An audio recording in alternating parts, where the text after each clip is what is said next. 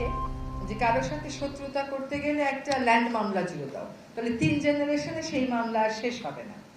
তো আজকে সেই 3 জেনারেশন যেন না লাগে, 1 জেনারেশনেই যেন মামলা শেষ করা যায়, সেই জন্য সিপিসির কিছু সংশোধনী আনা হয়েছে, যাতে করে যারা বিচার প্রার্থী তাদের সময় কম লাগে, তাদের টাকা কম লাগে। অনেক সময় আমরা যারা উকিল আছি তারা নানান অজুহাতে বিভিন্ন সময় নিয়ে মামলার প্রক্রিয়া বিলম্বিত করি, সেটা যেন না হয় সেরকম কতগুলো সিদ্ধান্ত এসেছে।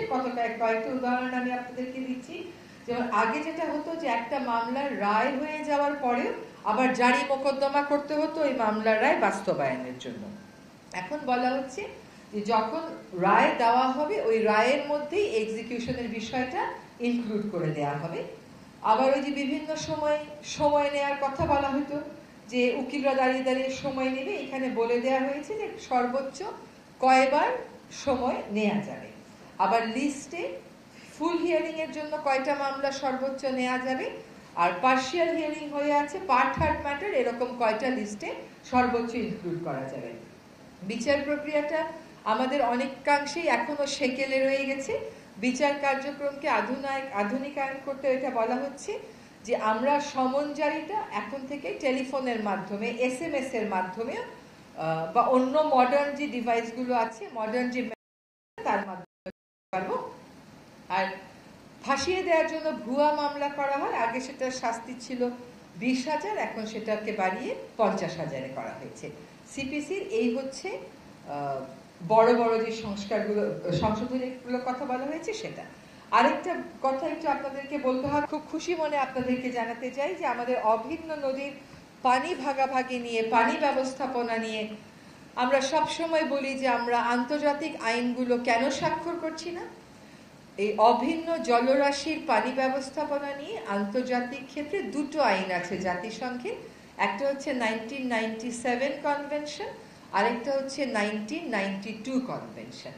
1997 কনভেনশনটা 1914 সালে কার্যকর হয়, অর্থাৎ উজানের দেশগুলোর অনীহার কারণে মাত্র 36টা দেশের স্বাক্ষর লাগতো, সেই স্বাক্ষর পেতেই লেগে যায় 17 বছরেরও বেশি।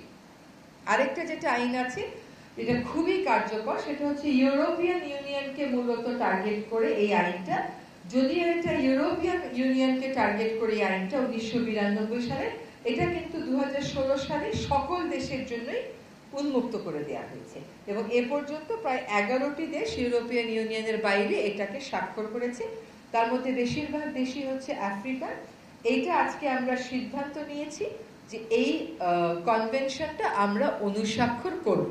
এর আগে যত প্রক্রিয়া ছিল, সংশ্লিষ্ট জনদের সাথে আলাপ আলোচনা করা, আন্তঃমন্ত্রণালয়ে আলাপ আলোচনা করা, তারপরে ওই কনভেনশনের সেক্রেটারিয়েট থেকে লোক আসে, সবই আমাদের হয়ে গেছে। ফলে বাংলাদেশ এখন সিদ্ধান্ত নিয়েছে convention on the protection and use of transboundary water courses and international lakes 1992, এটাতে বাংলাদেশ অনুস্বাক্ষর করবে, এবং বাংলাদেশকে দিয়েই আসলে এশিয়ার দেশগুলোর স্বাক্ষর প্রক্রিয়াটা শুরু হচ্ছে। আজকে এখানে ব্যাংকিং সেক্টরে বেশ কয়টা অধ্যাদেশ আমরা কতগুলো নীতিগতভাবে কতগুলো চূড়ান্ত অনুমোদন দিয়েছি। তার মধ্যে একটা হচ্ছে সরকারি হিসাব নিরীক্ষা অধ্যাদেশ, আরেকটা হচ্ছে ব্যাংক রেজলিউশন অধ্যাদেশ, আরেকটা হচ্ছে রাজস্ব নীতি ও রাজস্ব ব্যবস্থাপনা অধ্যাদেশ, আরেকটা হচ্ছে গ্রামীণ ব্যাংক সংশোধন অধ্যাদেশ। আপনাদেরকে একটা কথা জানিয়ে দিই যে এই অধ্যাদেশগুলো নিয়ে আলোচনার সময় আমাদের মধ্যে এই সিদ্ধান্ত গৃহীত হয়েছে যে ফিনান্সিয়াল ক্রাইম বা অর্থনৈতিক ক্রাইম যে গোষ্ঠীগুলো করেছেন তাদের বিচার প্রক্রিয়াটা শুরু করার জন্য একটা কমিটি গঠন করা হচ্ছে। তদন্ত এবং বিচার প্রক্রিয়া শুরু করার জন্য একটা কমিটি গঠন করা হচ্ছে। প্রাথমিক কাজগুলো হয়েছে, এখন ফিনান্সিয়াল ক্রাইমে যারা জড়িত ছিলেন তাদের ব্যাপারে আমরা তদন্তটা শুরু করার জন্য একটা আলাদা কমিটি গঠন করেছি। এবার একটা একটা করে বলি। সরকারি হিসাব নিরীক্ষা অধ্যাদেশ যেটা আছে, এটা আপনারা জানেন যে 1974 সালে একটা আইন ছিল। সেই আইনের অতিরিক্ত হিসাবে, সম্পূরক হিসাবে এই অধ্যাদেশটা আজকে আমরা অনুমোদন দিয়েছি। এটার উদ্দেশ্যটা হচ্ছে যে আন্তর্জাতিক অডিটিং এর ক্ষেত্রে আন্তর্জাতিক কিছু স্ট্যান্ডার্ড আছে, সেই স্ট্যান্ডার্ড এবং প্র্যাকটিসগুলো যেন বাংলাদেশের কন্ট্রোলার এবং অডিটর জেনারেলরাও মেনে চলেন, সেটা নিশ্চিত করা, যাতে করে সরকারি অর্থের সঠিক ব্যয় আমরা নিশ্চিত করতে পারি, সেক্ষেত্রে স্বচ্ছতা আমরা নিশ্চিত করতে পারি।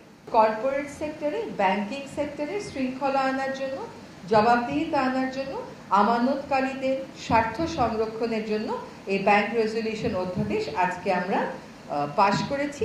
আমরা আবারও বলতে চাই যে আমরা আমানতকারীদের স্বার্থ সুরক্ষাকে সর্বোচ্চ গুরুত্ব দিচ্ছি, এবং এই যে 3 নম্বর আইন যেটা বলবো সেটা হচ্ছে রাজস্ব নীতি ও রাজস্ব ব্যবস্থাপনা অধ্যাদেশ। এটা কিন্তু জনপ্রশাসন সংস্কার কমিশনের একটা রিকমেন্ডেশনের বেসিসে এই অধ্যাদেশটা করা হয়েছে। আমাদের মাননীয় প্রধান উপদেষ্টা মহোদয় 26শে মার্চ যখন ভাষণ দিয়েছিলেন তখন তিনি এই কথাটা বলেছিলেন যে রেভিনিউয়ের ক্ষেত্রে পলিসি করা আর রেভিনিউয়ের ক্ষেত্রে বাস্তবায়ন করা দুটো আলাদা এন্টিটি হবে। সেই মোতাবেক রাজস্ব নীতি ও রাজস্ব ব্যবস্থাপনা অধ্যাদেশে আমরা দুইটা কাজকে আলাদা করছি। একটা কাজ হচ্ছে যারা রাজস্ব সংক্রান্ত নীতি প্রণয়ন করবেন, আরেকটা কাজ হচ্ছে যারা এই নীতিটা বাস্তবায়ন করবেন। তারপরে যে চতুর্থ আইনটা সেটা হচ্ছে গ্রামীণ ব্যাংক সংশোধন অধ্যাদেশ।